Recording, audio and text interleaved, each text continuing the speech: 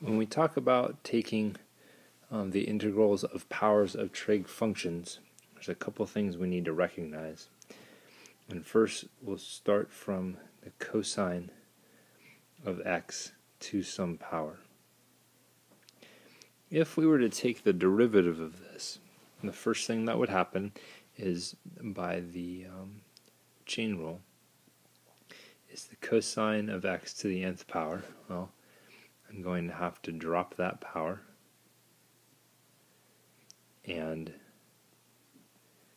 the power will be decreased by 1, and that will have to be multiplied by the derivative of the inside, and the derivative of cosine is negative sine of x. So if I'm dealing with cosine to some power, its derivative always has a negative sine x within it.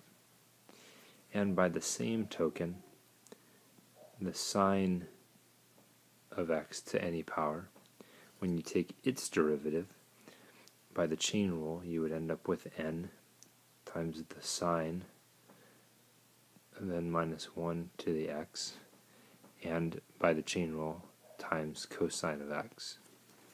And those two properties, those ideas, become important because when we're integrating, we're looking to go in this direction with things like this. Keep that in mind.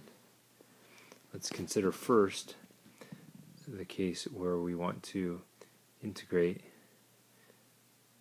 We'll deal with sine cubed of x dx. Now we know this must have come from something to the fourth, but beyond that it doesn't have a cosine x, so we're in a sense missing something.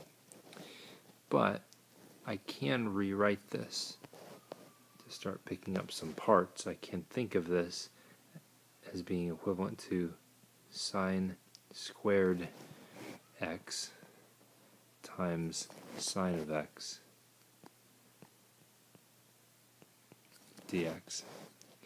And this is really helpful because using a Pythagorean substitution, sine squared of x is equal to 1 minus cosine squared x. And this will be times sine of x dx. Why is that helpful?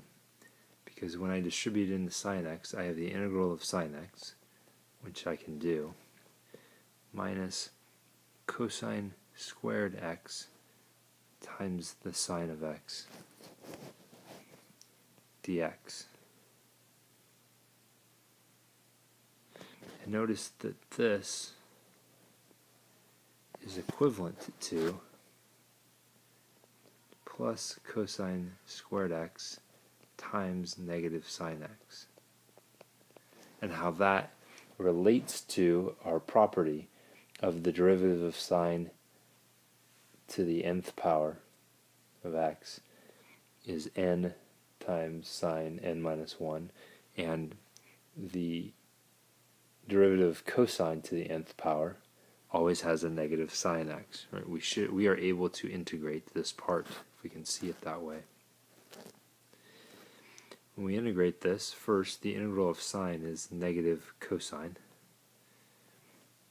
The integral of cosine squared x times negative sine x is 1/3 cosine cubed x.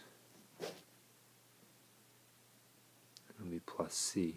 Now where'd the 1/3 cosine cubed x come from? Well, again, if we were to take the derivative of this by the chain rule first, then drop the 3, so there should be a 1 out front, and there is. This would become cosine squared x, which is what it was, and the derivative of the inside of cosine x is negative sine x, and there it is. There are different sorts of pieces to keep track of here. So one, notice the Pythagorean substitution, and notice the application of those original properties.